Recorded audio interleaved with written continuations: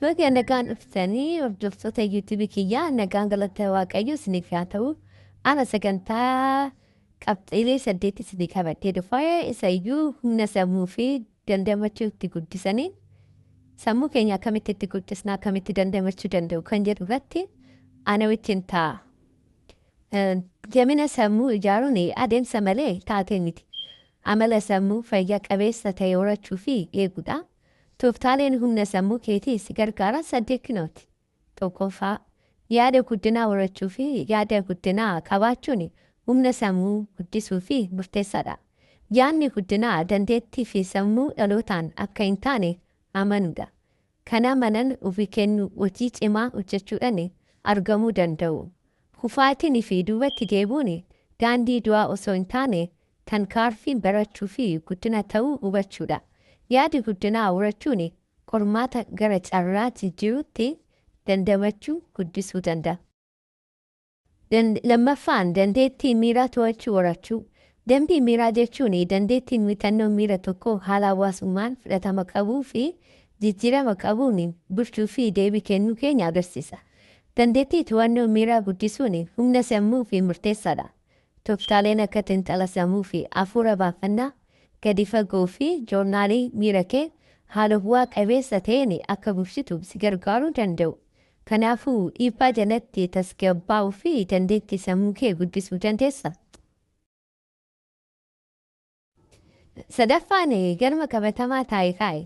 Galma ifa ta'ee fi qabatamaa taa'e kaa'uun humna sammuu ijaaruu fi tooftaan murteessaa kan biraatiif karoora miira kallattii fi kaayyoo nuuf kenna. Tarkaanfiin akka fudhannoo nu kakaasuu fi guddina agarsiisuu jiraachuu fi ibsuu keenya murteessuu fi ulaagaa nuuf kenna. Haa ta'u malee kaayyoo keenya galma ga'uu fi danda'uu fi gatii hawwii keenya waliin kan wal simu ta'uu isaa mirkaneessuun murteessaadha. Arfaffaan sirna deeggarsa keessanii cimsaa.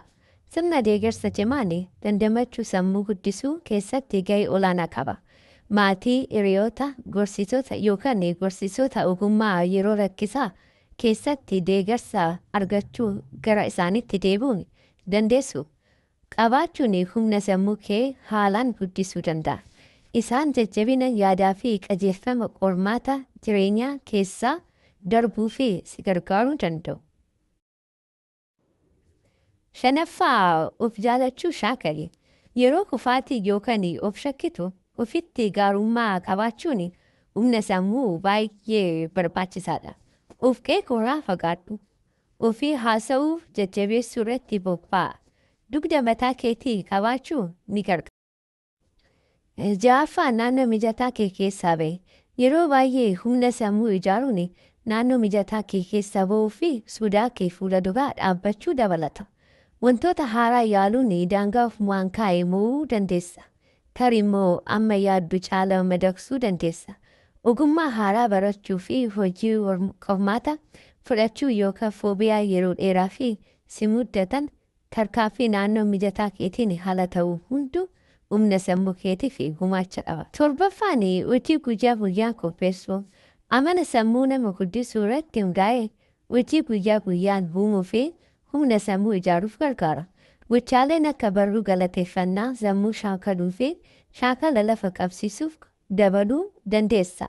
Shaakalli kamiyyuu kan yeroo muraasaa fi dhaabbatu akka yaadduu fi yaada gadhee mormuu fi jajjabeessuu humna sammuu fi gumaacha. 8ffaan walitti dhufeenya kee cimaa ta'e eegi. Namoota jaalattu wajjin walitti dhufeenya cimaa qabaachuun cimina sammuu fi baay'ee barbaachisaadha. Walitti dhufeenyi kun jajjabina deeggarsa miiraa fi hiriyaa ni argamsiisa. Yeroo qulqullina qabu namoota jaalattu waliin dabarsuu sochii waliin irratti bobba'uu fi wal deeggaruun dandeettii dandamachuu kee haalaan guddisuu danda'a. Like, share, subscribe naa godhaa. Bye.